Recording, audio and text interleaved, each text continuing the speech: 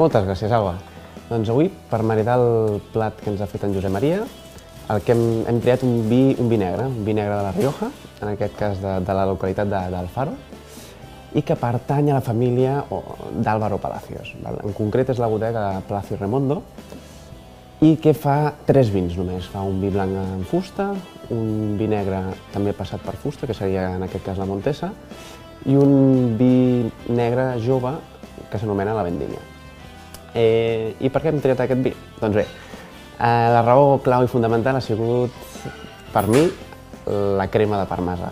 La crema de parmesà, com tots sabem, és un formatge no molt suau, i el que ens obliga una mica amb el tema del vi és a buscar un maridatge més aviat per contrast, és a dir, buscar un vi que ens arribi al nivell de, com a mínim, d'aquest parmesà, perquè si no el que farà el parmesà serà deixar en segon pla el que seria el vi.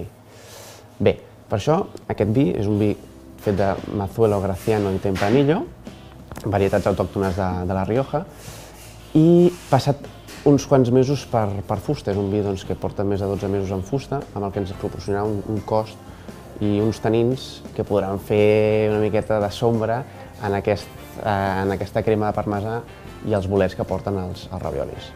Bé, i a més, i no perquè ho digui jo, vull dir, també és un vi que ha rebut molt bones puntuacions a nivell mundial.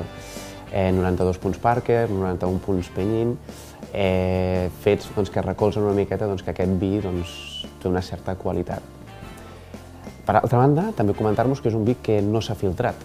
És millor, és pitjor? Bueno, l'única cosa és que podem trobar-nos amb alguns sediments, amb alguns pòsits, en el moment en què el servim. Per això podria ser una opció la de decantar aquest vi.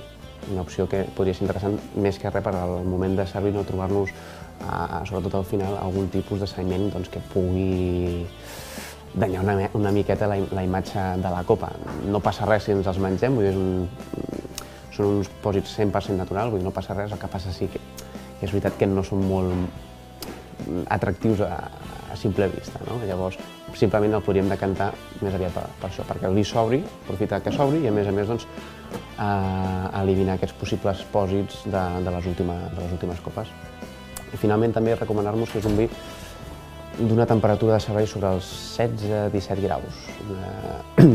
Més que res per poder gaudir en la seva plenitud de tots els seus aromes i perquè pugui lligar de la millor forma possible amb aquest fantàstic raviolis de bolets i amb crema parmesà que en Josep ens ha preparat avui. Bé, sobre el vi no tinc gaire més a dir i, com sempre, recordeu-vos que si veniu a casa i dieu que veniu de part del programa Cuina a Prop, tindreu un petit descompte i si necessiteu contactar amb nosaltres ho podeu fer per totes les vies, ja sigui correu electrònic, telèfon de tota la vida o les nostres comptes de Facebook i Twitter. Salut i bon profit!